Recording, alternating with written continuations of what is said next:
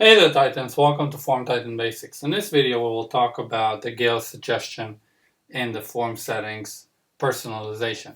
So we're at the form settings personalization and we will take a look at the settings, and we have an option here to turn on GEO suggestion. So let me show you first what this does.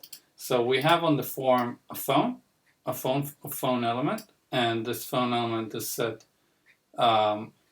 as international. So if I'll go to the phone settings, you can see that the phone format is international and not United States. And I have a simple address element here as well. And if I'll publish my form,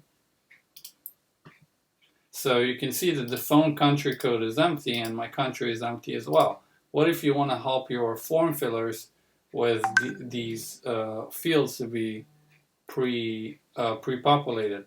So if I'll head over to my form settings again and tick the GEO suggestion, and I'll save this, you'll see the form titan will suggest automatically to your customer with the phone country code and the country in the address fields.